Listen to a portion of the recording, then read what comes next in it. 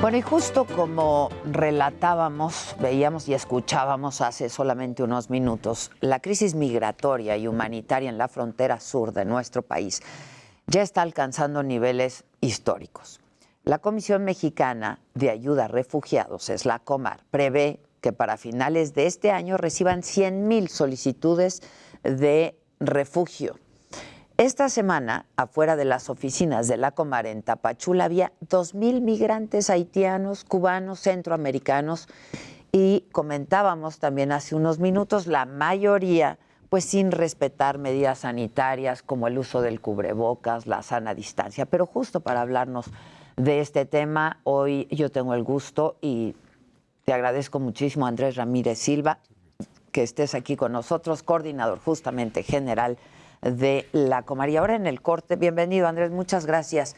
Es un tema muy dramático, de por sí el tema es dramático y ahora pues está exacerbado este asunto, ¿no? Bueno, primero que nada, muchas gracias, Adela, por invitarme. No, tienes toda la razón. Realmente el tema en sí es dramático. Yo creo que eso es lo primero que hay que decir, como bien lo señalas. Es dramático porque el hecho de que lleguen ya es la expresión de una tragedia. Es decir, no llegan de vacaciones, no llegan por voluntad propia, llegan por una situación de desplazamiento forzado. Y la verdad es que por distintos motivos. Distintos motivos, eso, claro, porque esto es multicausal, hay muchísimas razones, pero los que llegan a solicitar la condición de refugiado en lo general son personas que vienen por motivos fundados de persecución, por violencia generalizada, por violaciones sistemáticas de derechos humanos, por graves disturbios del orden público, o sea, no vienen por cuestiones ahí. Por miseria. Los que vienen por pobreza, esos ya no se consideran refugiados, esos ya son razones económicas, pero los que acuden con nosotros, ya con la Comar, pues sí, en su gran mayoría sí lo son. No todos, porque para eso hacemos todo un procedimiento. Claro, ok. Pero sí, un porcentaje bastante elevado sí lo son. Ahora, también comentaba yo con el auditorio y te comentaba ahora en el corte, pero corrígeme si estoy mal, que esto está llegando a pues niveles récord históricos, ¿no? Pues tienes toda la razón. La verdad es que bueno, primero es muy importante decirte que esto ha venido incrementando año tras año. No es que de la noche a la mañana de repente llegaron. Se multiplicó. No, desde el 2013, yo por eso hablo de una ola prolongada de varios años. Desde el 2013 empezaron a llegar solicitantes con cierta significación. Pero, para que te des una idea, 1,296 en todo el año. Ya. Ahorita tenemos 2,000 en solo el 1. Solamente ahí, claro. Todo el año 1,290. Y en aquel entonces ya se hablaba, qué barbaridad, ya llegaron más de 1,000 en el año. Pero año tras año siguieron incrementando, tanto que en el 2019 llegaron 70,400. Ya ese ya era una cifra enorme, ya cuando estábamos nosotros. ¿Y tú prevés 100,000 para esto? Ahora este año prevemos 100,000 porque tan solo al cierre de junio tenemos 51,654. O sea, no tienes que ser Einstein para saber que el doble pues, rebasa los 100,000, ¿no? Así es que sí, no tienen precedentes. ¿Y cómo se atiende este drama? Bueno, mira, y esta crisis, porque es una crisis. Es una situación muy complicada. Mira, nosotros tenemos una determinada capacidad operativa para responder, para trabajar. Este procedimiento que nosotros desarrollamos es un procedimiento que lleva tiempo. No es que nadie tenga puesto en la frente, yo soy refugiado. Entonces, porque si no sería, tú traes refugiado, órale, pásate. No, porque ahí puede haber de todo. Hay gente que pues a lo mejor es un delincuente, a lo mejor pues a saber. Entonces existe un procedimiento para determinar la condición de refugiado que lleva tiempo. Que además es uno por uno. Uno por uno. Esto es individual. Porque cada cabeza es un mundo, cada situación es un mundo, cada situación está inmersa en una tragedia particular o no.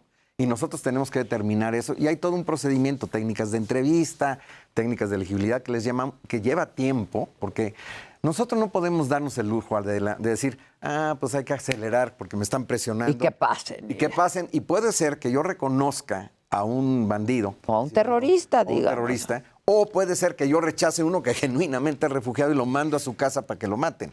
Entonces esto es muy delicado. Estamos hablando de vidas de personas. Pero ¿qué hacemos? Estamos jugando con vidas y tenemos que agilizar los procedimientos a lo máximo. Tenemos mucha ayuda del Alto Comisionado de Naciones Unidas para Refugiados. Tenemos mucha capacitación, mucha asesoría, sistemas de simplificación de procedimientos. Fusionamos algunas de las etapas de los procedimientos con el objeto de agilizar y tener una mayor eficiencia. Estamos trayendo gentes de otras partes que nos ayuden, refuerzos, porque a pesar de que en todas las entidades federativas hoy del país, Adela, tenemos solicitantes. En todas, no hay una que no. Claro, depende de cuál. Y las fronteras, pues siempre, ¿no? Siempre, las fronteras. la frontera es la frontera y es la puerta de entrada. Y por otro lado, Adela, hay un asunto que tiene que saberse. La ley mexicana dice que donde se solicita la condición de refugiado, la entidad federativa donde se solicita, ahí tienen que permanecer a esperar su procedimiento. Porque si se van de allí, es un abandono. Entonces, ¿qué es lo que pasa? Como bien dijiste. Pierden la solicitud, digamos. Exacto, se pierden las... Entonces, entran por Chiapas, pues se tienen que quedar en Chiapas. Y Chiapas, paradójicamente, sabemos, es el estado pues más pobre del país. Entonces, justamente se da la paradoja que el estado más pobre del país es donde está el 72% de los solicitantes. Muchos otros entran por Tabasco, entran por Veracruz, entran por otros lados, pero sí finalmente la gran concentración está allá. Y esto es complicado porque es además el estado donde hay más presión con la población local, competencia por empleos, competencia por servicios públicos.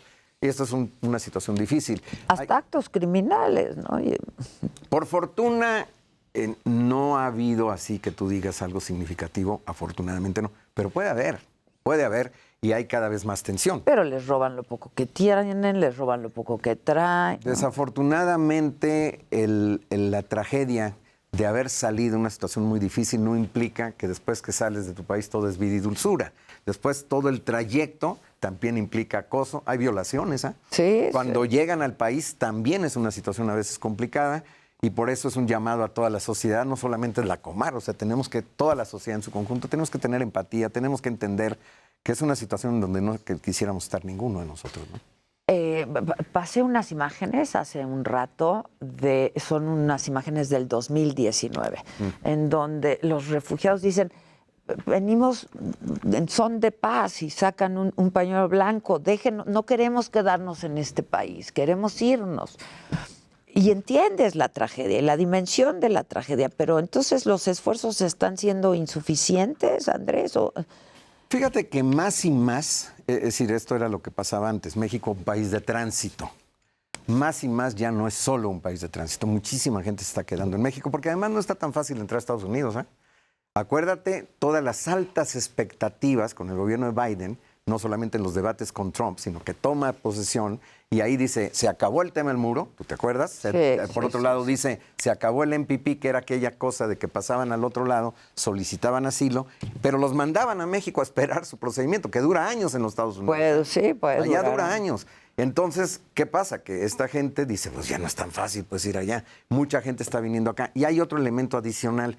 Ya se crearon redes en México. O sea, han sido tantos los miles que han llegado en los últimos años a México que ya se crearon redes de solidaridad, de apoyo, de amigos, de compatriotas, etcétera. Y eso es un factor muy importante. Porque no es lo mismo llegar a donde no hay nadie que te conozca, que no hay nadie que te apoye, llegar a donde tiene, claro. Que ese es uno de los factores en los Estados Unidos. Los grandes factores del imán de atracción de los Estados Unidos son dos. El gran salario, comparado con el nuestro, pero también sus redes. Tienen unas redes enormes, los mexicanos, imagínate. Claro, vente para acá. Claro. Y acá en México no había redes, pero se están creando y cada vez están creando más porque esta cantidad de hondureños. Bueno, tú te has dado cuenta, el país ya es mucho más cosmopolita. O sea, la sí, claro, México, claro. Ha cambiado. Es un país que tú encuentras una gran cantidad de nacionalidades. Ahora, si se quedan aquí esperando la resolución de su solicitud de asilo, ¿qué hacen? ¿Y en calidad de qué están aquí? Bueno, mira, que mucho ayuda. Afortunadamente hay una cosa importante en los refugiados, es una cuestión mundial. Es gente muy resiliente, es gente que no viene con la mano extendida, es gente que está acostumbrado a resistir. Porque no es que los refugiados, esto es también importante decir, no es que hubo un problema en su país y luego se fueron. No, es que llevan años y muchas veces desplazados internos. Tuvieron que irse a un lado, tuvieron que irse a otro lado. Ya el tema de irse de refugiados es la última esperanza, el último recurso. Nadie quiere dejar su país. ¿Y qué significa esto? Significa resiliencia, significa resistencia, significa que están acostumbrados a luchar, en fin. Entonces sí encontramos eso, que es gente que busca trabajo, encuentra trabajo. Hay mucho apoyo, afortunadamente, de sociedad civil, hay apoyo también de otros sectores de la población mexicana, o sea, no está, y de las redes a las que hacía yo referencia. ¿Y cuál es su estatus migratorio mientras están aquí? Sí, bueno, ellos solicitan la condición de refugiado, se les da una constancia en lo que están aquí, en lo que se da todo el procedimiento, y pueden tramitar su tarjeta de visitante por razones humanitarias ante el INAMI y están en condiciones regulares. Ya. Ahora, ¿cómo está pasando ahorita? Decíamos 2,000 personas ahorita en un solo día. ¿Qué están haciendo? Sí, eso fíjate que llama mucho la atención, te voy a decir, porque si bien es cierto este año ha sido el año récord de mucho, lo más que habíamos tenido en estos meses más álgidos era 800 el lunes, porque el lunes es el día que más gente va.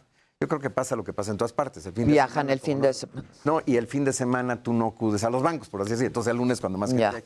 Y acá pasa igual, que es un servicio, el lunes llega más gente que nunca, pero lo más que habíamos tenido así en estos meses últimos, que es cuando más hemos tenido la marca, 800. Entonces cuando llegaron el lunes 2,000, pues nuestra jefa de la oficina ya decía, bueno, ¿qué está pasando acá?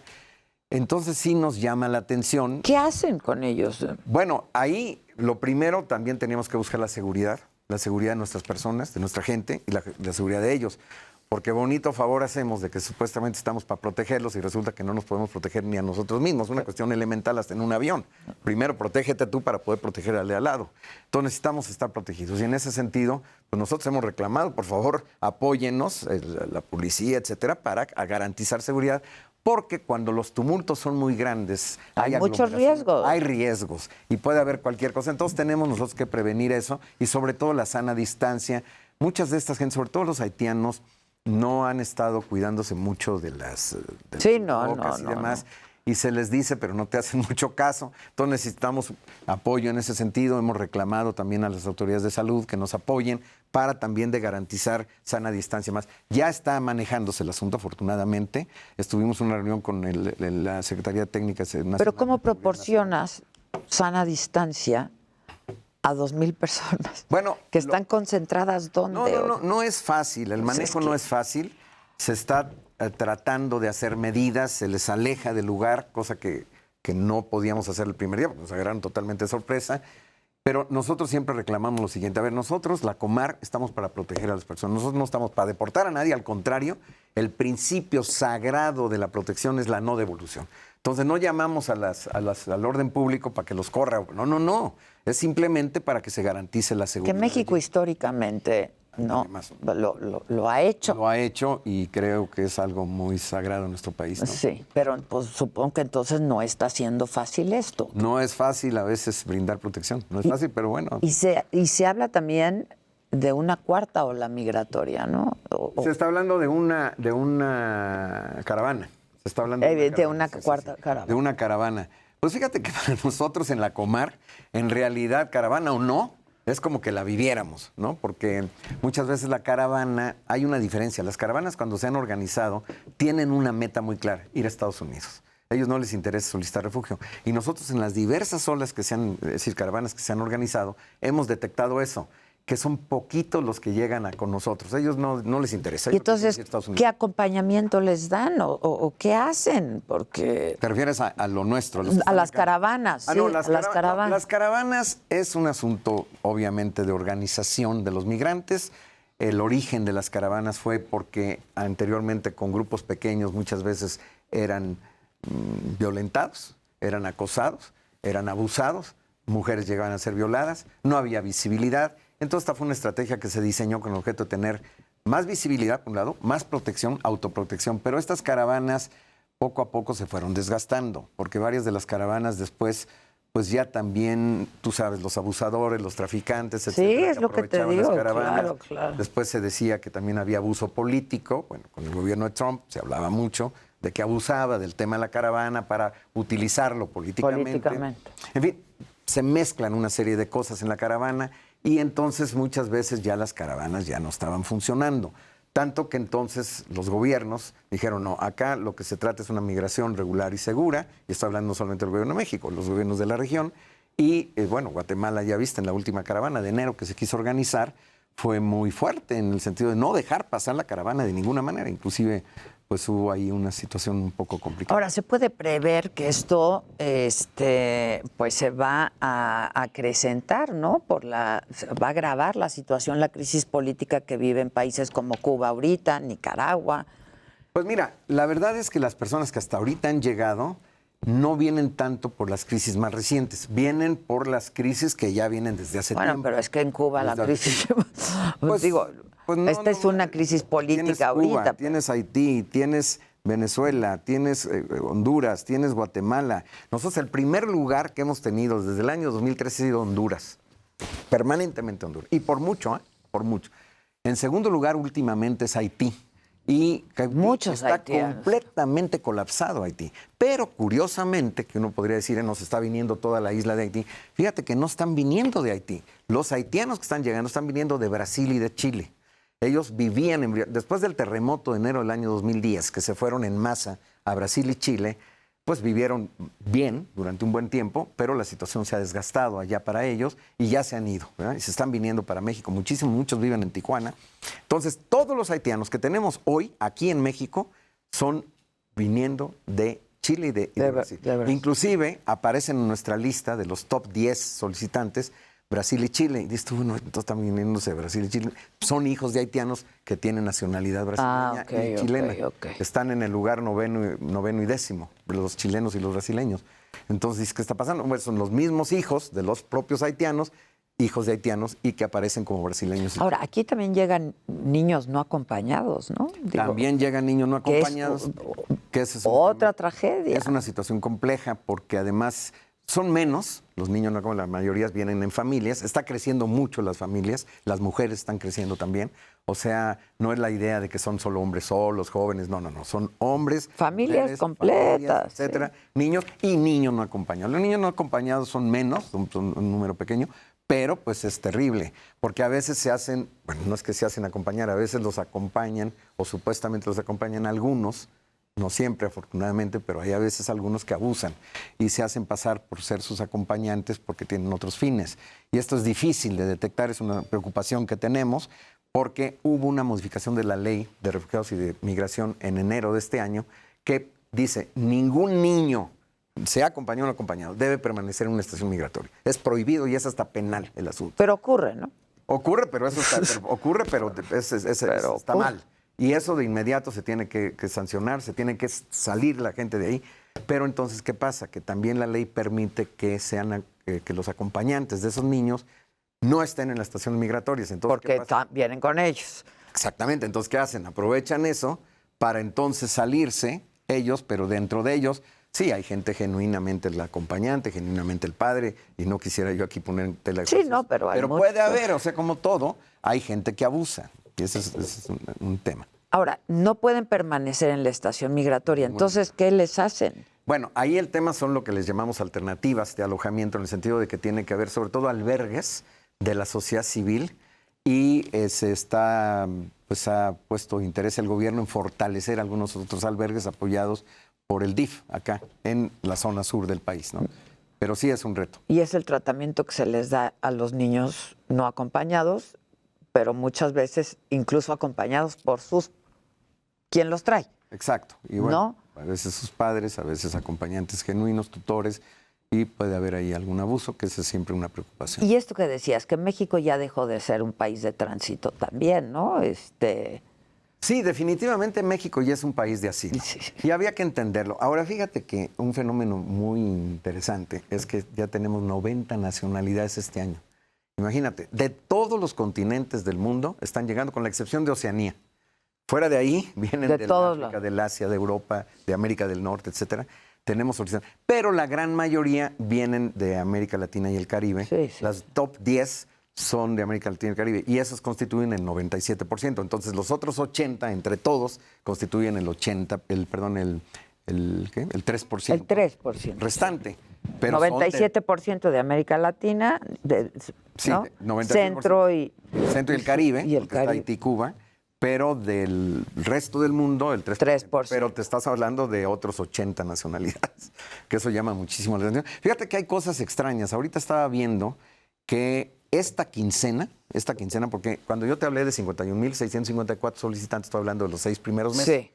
Pero averigüé cuál es el corte al 15 de julio. Hoy es en esos días. 16, sí, hoy es 16. Al 15 de julio. Y va a rebasar, por lo que se ve, este mes de julio va a rebasar el récord de junio, que ya cada mes van rebasando. Va a rebasar el récord Y hay cosas curiosas. Estaba viendo que de repente se coló en el 10º lugar Senegal como solicitantes en el top 10. Dije, ¿cómo Senegal? Y estaba viendo que de Senegal, solo estos 15 días tenemos 76 solicitantes. Sumando desde el 2013 hasta el primer semestre del 2021, teníamos 82 de Senegal. Y solamente en 15 días, 76 de Senegal. ¿Qué está pasando? Ahí hay un conflicto de hace muchísimos años en Casamance, en Senegal, que es un conflicto como de baja intensidad, pero que no generaba este tipo de desplazamiento. Me llama la atención, necesitamos profundizar en lo que está pasando allí. Sí, es que los desplazamientos es dolorosísimo. Es una cuestión trágica y dolorosa. Ahora, ¿qué hacer? ¿No? Como país, como autoridad, ¿qué hacer? Esa pregunta es importante, porque ciertamente nosotros como Comar, pues no tenemos que otra más que cumplir con nuestra responsabilidad, con nuestra obligación, fortalecernos y hacer todo lo posible. Tenemos un gran equipo, la gente con mucha mística, con mucho compromiso, y eso me tiene muy contento. Yo toda mi vida trabajé, pero muchísimos años con refugiados.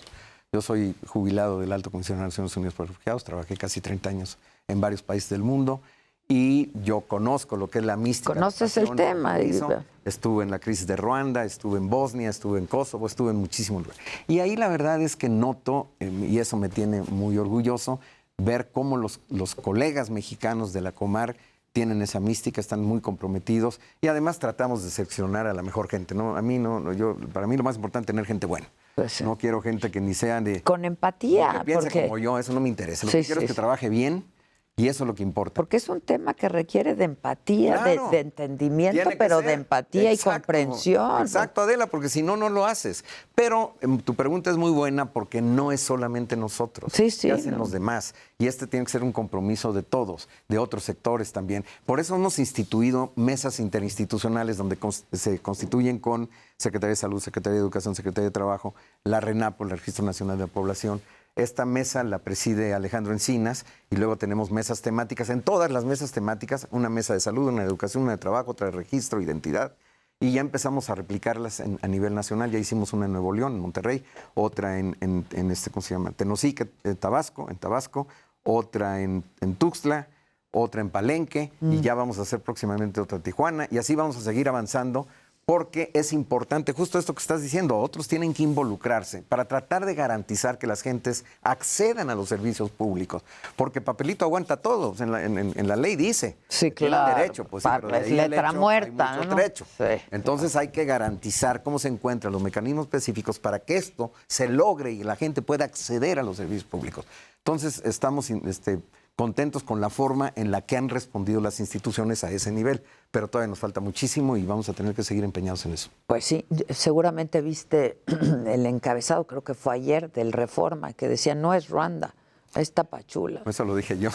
Eso lo dijiste tú. Sí, hicimos una conferencia otro día de prensa con Alejandro Encinas, y yo les mostré esa foto. Es que es una imagen desgarradora. No, es una imagen fuerte. Muy fuerte. Lo dije yo porque yo estuve ahí en la crisis de la emergencia de Ruanda, ¿no? Yo llegué ahí en la frontera, en el Rusumo Bridge, allí en la frontera entre Ruanda con Tanzania. Yo era parte del equipo de emergencia del ACNUR, estoy hablando de abril de 1994, cuando fue el genocidio de Ruanda, y yo era parte del equipo de emergencia. Fuimos a la emergencia, el primer día de haber llegado, nos dicen, vamos a la frontera a ver qué está pasando. Y cuando llegamos, veíamos un río de gente cruzando. Una ola enorme. El río Rusumo. Entonces ahí dije yo, y ahora que me dijo mi abuelita que hiciera. Sí. Porque habíamos estado en los cursos de emergencia del ACNUR en Ginebra, pero pues nadie te dice, oye, ¿qué haces justamente cuando ves una ola tan gigantesca, no? Pero bueno, hay que... Muy dramático, muy dramático. Alguna vez le pregunté a Clinton que de qué se arrepentía en su administración. Me dijo, Ruanda. Es que fue un genocidio y una cosa terrible, ¿no? terrible. No, sí, la respuesta debe haber sido instintiva, ¿verdad? Pues en inmediato, ¿no? En inmediato. Híjoles. Bueno, pues te agradezco mucho, Andrés. Si alguien tiene dudas, ¿dónde puede consultar? Te pasamos todos los datos. Sí, y los damos. Tenemos también nuestra cuenta, estamos en redes sociales, en Twitter, estamos en Facebook, estamos en YouTube y como Comar. Y ahora lo subimos todo. Muchísimas gracias, Andrés Adela, Alfonso Ramírez, coordinador general de la Comar. Muchas gracias. Gracias. Nosotros hacemos una pausa y volvemos enseguida. Vamos a conversar con Arcelia Ramírez y también con el cantante cubano a propósito Yomil aquí en Me lo dijo Adela. No se vayan, volvemos.